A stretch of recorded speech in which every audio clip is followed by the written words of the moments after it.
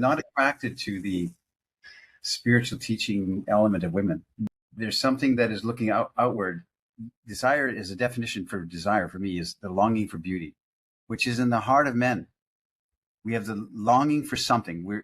It's why we build castles. That's why we build, cities. It's why we go to sea, because we're longing for something that transports us.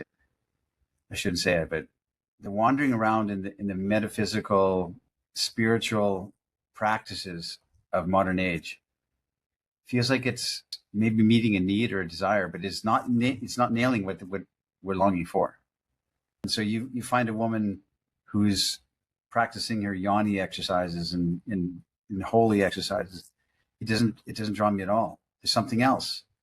There's something that is looking upward and outward. We're not sacred because we're of the earth. We're born of the earth. We're going to die and go back into the dust.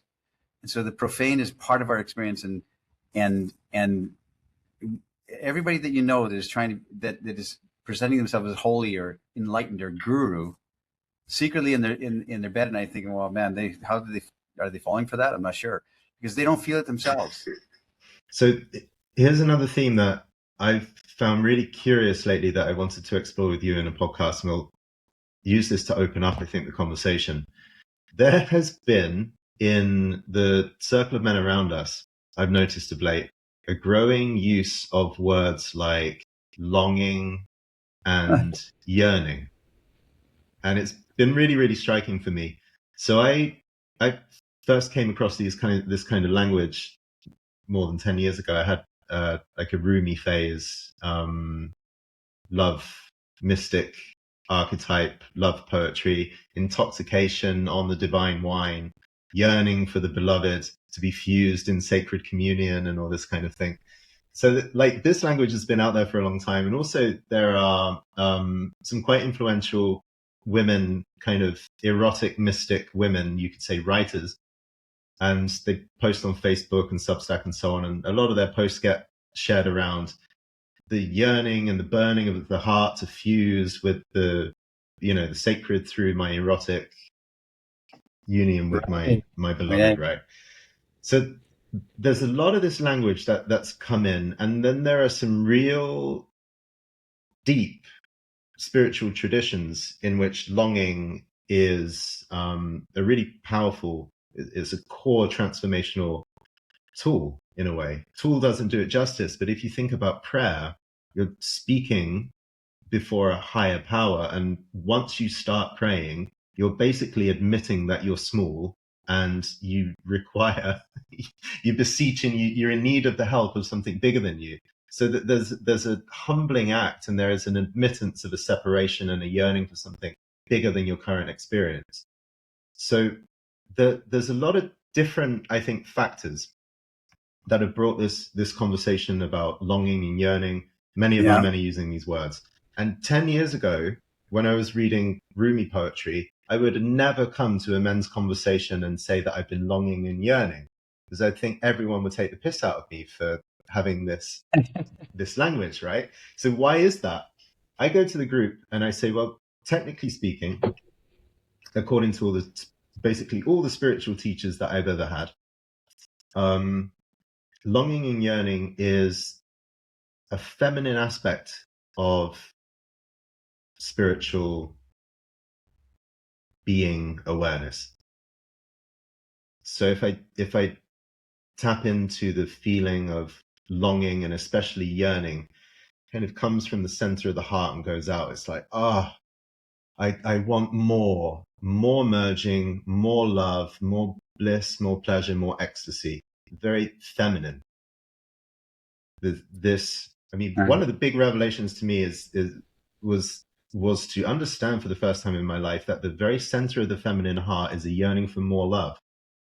Because you don't see that in the average kind of happy hours. Yearning and longing, you see banter and prickliness and closure. But it was a great revelation for me to understand the deepest nature of a feminine heart is yearning and longing for more love. Now, I say all this because on the flip side, the classic teaching about what is the masculine dimension in spirituality, well, you have words like omniscience, omnipresence. God, the male figure of God, is all-seeing, all-knowing. In your vernacular, it would be to embody a sense of certainty and conviction. And you said a word to me yesterday because we had a little chat, and you were like, get some obviousness in your tone. Like, it's obvious that you know it, I know it, this is the truth. Just step up and do the thing, right? I had a word for this: inevitability. I found myself, I was not confident in attraction and so on for a long, long time, but I found myself at one point looking at a woman across the day, and I just had this complete sense behind me of crystal clear inevitability. I know exactly that you're attracted to me without any doubt in my mind, and I know that I'm attracted to you, and I know that this is going to unravel in that direction. It's inevitable that we collide and we do this thing. I have no doubt about it, right? So I would say that this is the more masculine aspect, feminine longing and yearning, but the masculine just looking with utter clarity, certainty, conviction. I see everything. I know everything. I can tell what's going to happen. And I tell you, when I'm in a state like that, it almost produces a more erotic outcome. To look at a woman through the eyes of certainty. Yeah, I would. I'm framing this in my mind right now. The longing of women is to long for the longing of men. No, I can't say it like that. I look at it differently than any of this that you just described, Jordan. Like I'm not attracted to the spiritual teaching element of women, the heart-centered. I'm not. There's something that is looking outward. Desire is a definition for desire for me is the longing for beauty, which is in the heart of men. We have the longing for something.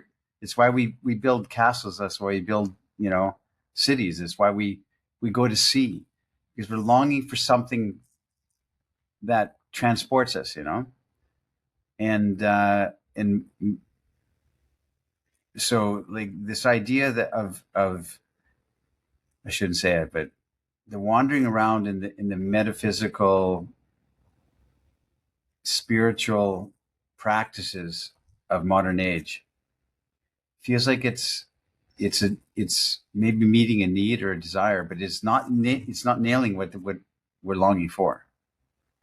In some respect. And so you find a woman who's practicing her yoni exercises and holy exercises. It doesn't draw me at all. There's something else. There's something that is looking upward and outward.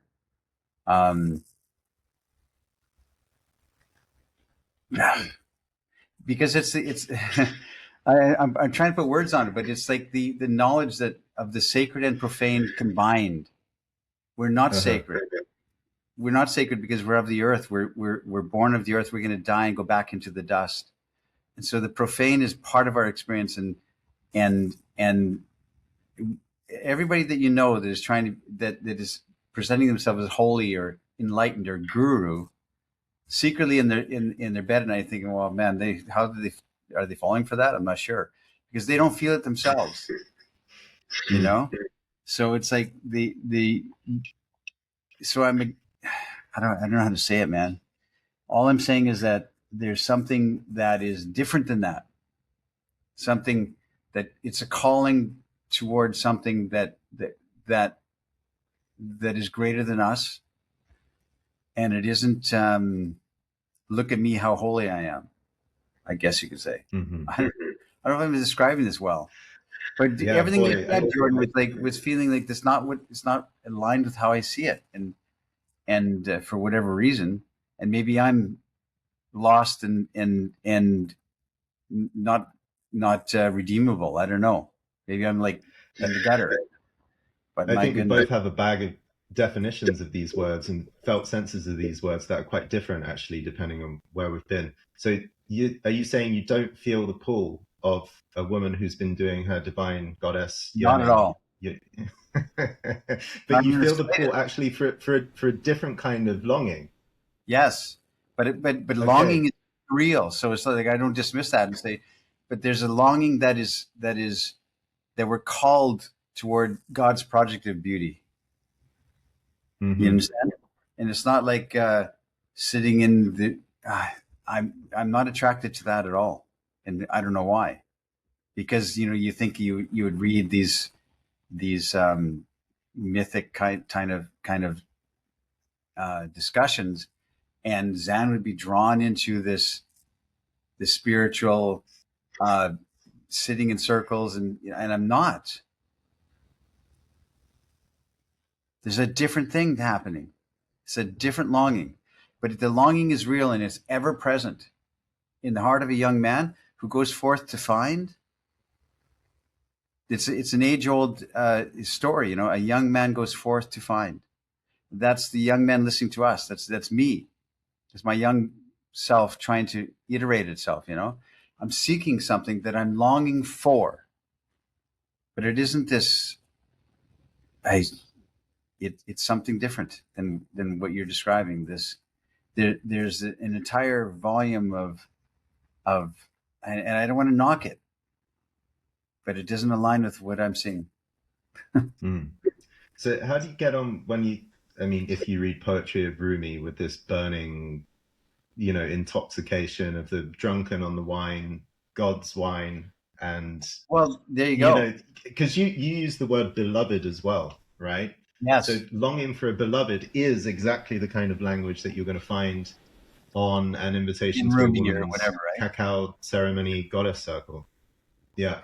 But do you imagine my relationship with Diana feels sacred to me and feels elevated and feels transcendent. But neither she nor I are this heart-centered, open up, uh, spiritual practice, meditation. We're not that. We're full of life and fun and encounter and events and experience, and and it feels super spiritual what I have with her because it doesn't center on me. I think maybe that's the difference. It doesn't center on me and my feelings and emotions and what I'm feeling in the moment and I feel your heart, Jordan, and I put my hand on your heart. It's not this. It's not me. It's out there.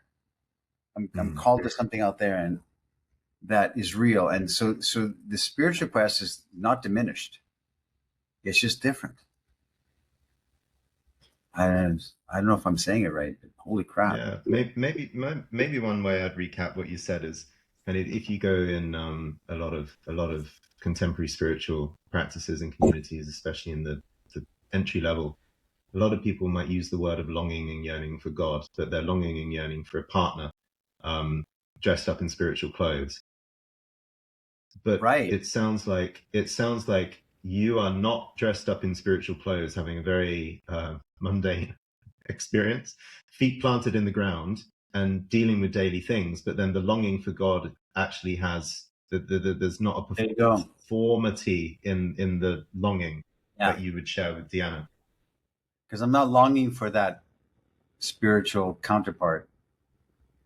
That doesn't nurture me at all. I'm longing for the relationship with God, not her. Yeah. So not that the partner would come in and Right. smush with you and then boom, you would have this colossal melting and so on. Okay. Yeah. Wow. We're circling around it, but it's getting closer. There's some real collision with how the words are said, what words are used. Someone puts longing in a post, and two people define that word and feel about that word so differently. They're very. I Right. mean, it's an interesting And I meeting don't want to point of lead different anybody views. down the wrong path because maybe I'm wrong. Like me, I sit every moment from 3 o'clock in the morning. I wake up full of ideas. I'm thinking about the book I'm writing, and I'm thinking about this concept of a transcendent experience of life. At the same time, I'm fundamentally down to earth, and I don't feel holy or elevated or a guru. I don't feel that. And I can't view other people as that either. This is they're enlightened, or they've come to some. It's because we're all of the dirt. We're all, we've all sinned and come short of the glory of God, as they say, right? So it's like there's some other trajectory that I'm looking at, as opposed to this internal spiritual quest of raising myself up and becoming something more, becoming a guru, right? Becoming enlightened. I'm not that guy. Interesting. Yeah. So rather than raising self up and hoping to raise yourself up, you're walking toward the horizon, intent on going along. Right. And you talked about prayer at the beginning of this conversation, where you said that people, but like anybody who's a true artist has been invoking the muse, right? You have nothing in you. You're nothing. You're just a dude. But you're trying to reach out to something. The muse, Homer, Dante, all these, Milton. The very first line of their books, or the things he wrote, was like, "Speak through me, O muse, because I got nothing." And this is how I feel. I got nothing. I'm not elevated in some way, and I have blessings to share upon the crowd and pat them on the heads. I don't have it. So I was teasing some of the men in the group for using the word longing and saying, "Oh, that's a feminine quality," and some of the guys knew I was.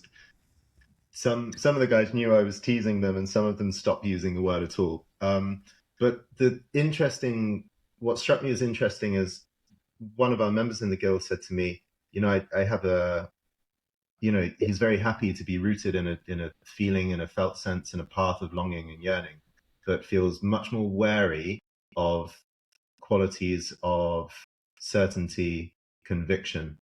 Yeah. And I mean, we've been shown in this world that certainty, like intellectual certainty, is you're just on one leg waiting to be taken down, right? Like there are very few things that we can hold utter certainty to. And yet it seems to me that there are qualities of certainty, as we said, inevitability, obviousness, this sense of, I know exactly what's going on. I can see it. I can feel it. There is a trust. I think there's something really powerful I want to explore about this. The dimension of us, particularly in men, women can have it too, clearly, but there's particularly a very masculine quality of, I'm just certain about this. I'm convinced. Let me make a comment about that, Jordan, because as I think about this now, as I'm formulating it in my mind, the concept of longing is not feminine at all. Mm-hmm. It's only masculine. And that's what's coming to my understanding. The concept of longing is a masculine trait. It's not a feminine trait. And the concept of conviction that you talked about, certainty, which I would call conviction, which is like, the conviction is we know we're trying something. We're dedicated to our own experience. We're dedicated to our life. I have conviction about that. I don't know what my next path is, and I'm uncertain about the future, but I have conviction about what I want to do and how I want it to look. So that longing, I think, is masculine and not feminine. The feminine mystique doesn't have the essence of longing. There you go. What a thing to say. I think. What about yearning? Is that the same or different in your mind? I think that's a masculine trait. I think yearning also, and I haven't fleshed this out, but that yearning, that seeking, that treasure hunting energy is masculine, and for women it is. I want to be caught up in someone. I shouldn't say this, but it's true.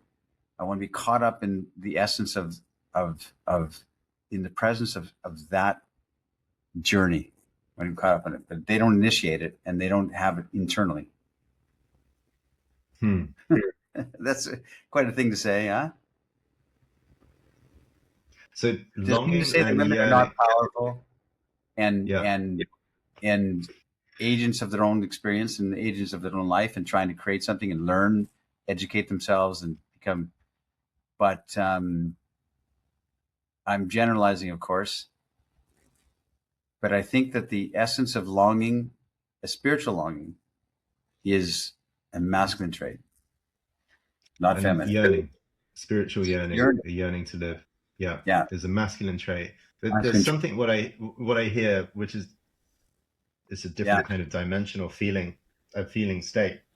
What I hear in you is it's a longing and a yearning in a male heart that kind of drives it forward, actually, rather than this more receptive opening. Some that's words why that we you might talk. say are more feminine are more yielding or surrendering. Like I want That's to right. yield or surrender to someone who has a propulsion and a sense of direction. Yeah, I think that's the way it is, because men have this thrusting energy. You know, we push, we hump the world. We push into the world. We want to attack the world and in a great way. So Mm, yeah, longing, the essence of longing and the essence of yearning is a masculine trait, not a feminine trait. great.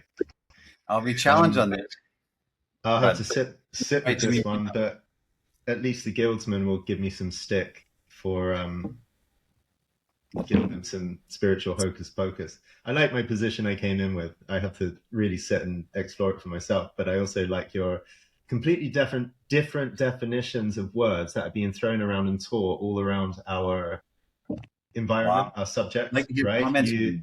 you you stand actually with a completely different definition, and wouldn't Yeah, say cosmology maybe, but your entire kind of philosophical universe is different to how most people are speaking about it right now. right. I do want to come back and ask a word because it seems to me vitally important actually. A man having a good relationship with qualities of certainty and conviction, like that sense of it's clear to me and I know. Convinced knowing. It's dicey, but I think it's sharp, and I think it's an initiatory fire to say I'm Totally. convinced about this one thing, and I'm absolutely clear. I like you, or you like me, or I want this, or you want that. And even though you might deny it, I can feel into a deeper layer, and I'm certain. Of You course. hold a little elegant. You'd say, you'd hold a little bit of I could be wrong, but at the same time, just smiling. Like I see the Right. whole charade. I know how this is going to play out from this point. I think is one of the most beautiful energies for a man to accept within his own self. We know to be true. Like Aristotle said, what is first principles? What do we know to be true? You know that you're single, you're lonely, you're horny, you like that girl over there in the blue dress. Those are truisms. No one can take it Mm. away from you. No one can say that's not true. To you, that's true. I would like to see her again. That's a truism. So that conviction that you talk about is not knowing how it's going to go if you go talk to the girl in the blue dress, but it's knowing what you want. It's knowing how you would like it to be. That's conviction. That's as conviction as any man has ever had on this earth. It's powerful. So So you talk about Aristotle's first principles in terms of what you know to be true within yourself, about your own self, about your own experience. But a certain level of there's an incredible confidence of being like, I also know her experience. I can see it. I've been there 1,000 times before. She's lonely. She's horny. She likes right, me. Even though she's pretending with every muscle in her body to shield that and make it seem not right. evident, I know, I can see through the artifice. So can you apply your first principles to another person's experience, You even when can, they but might deny it? what if you're not that guy? What if you haven't been there before 1,000 times, like you said? What if you're completely a novice and you don't know what she's thinking? Then you can only revert back to your first principles of what you know to be true, which is I like her, I don't know Mm. why, and I would like to meet her, and I would like to go for coffee with her. That's Uh, no one can Okay, negate. so you can at this stage in the game. Yeah, first principles. I know what's going on with Yeah. you, but yeah, after a while you get this omniscient perception. The omniscient perception could be you're 19, 18, 19, 20, 20. You can be young and inexperienced. You can be a 24-year-old virgin, and you can still have the conviction that you know what you want. So I would like to meet a girl like that. That's a good expression of you. I would like to meet her. I would like to go for coffee with her. I'd like to have her in my life. I'd like to date her. So far, that's what you know. Maybe if you meet her and she's not a nice person, you say, I don't want to date her anymore. But that's what you know to be true in this moment. That's all you've got. That's and it's as strong as a conviction as any man has ever had on anything. So, yeah. Are you ready to wrap up this episode with a banger? I've got a banger of a question. Let's go. All right. So you have used the language that you can be longing for the beloved, or longing for the sublime, or sublime experience, or beauty.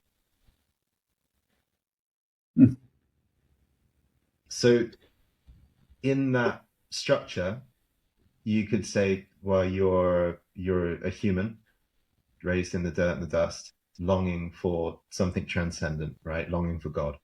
Yeah. Do you also take the view that you are God, the sublime, the sought, the beloved already? No.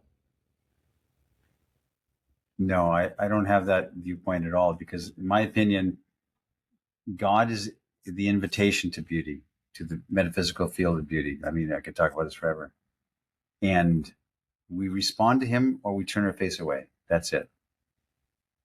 That's why I believe that prayer, intercessory prayer, is valid, because it changes something internally in you, and it changes something in your relationship.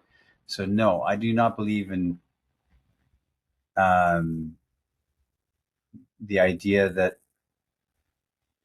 we are God or I'm God. Not at all. That I am that, and the supreme consciousness is in me and as me, and I am one, but one embodiment of this supreme one with that. We have to called God tune to us and bring out our own God nature. No, I don't buy that. I could be wrong. Could be wrong in everything I say, but I'm never in doubt. No, I think that we have a longing. We have a longing for God's conversation with us. We want to know that we're aligned with the true north of our spirit. Aligned with the beauty field, and we feel misaligned when we're not in relationship or we're in politics or whatever. It's misalignment. We're misaligned. We're not aligned with God's project of beauty. So there you go. We'll go further into God's project in the next one. If you want to jump into more conversations like this, join the guild. We'll have the link down below. Yeah. And I'm not interested in right and wrong. I like wrestling over the positions here, and me too. Fighting with the meaning of things and trying to trip you up and challenge me. Seeing where I've got strange delusions that I've swallowed from bad internet articles. Yeah. All right. We'll catch you in the next one.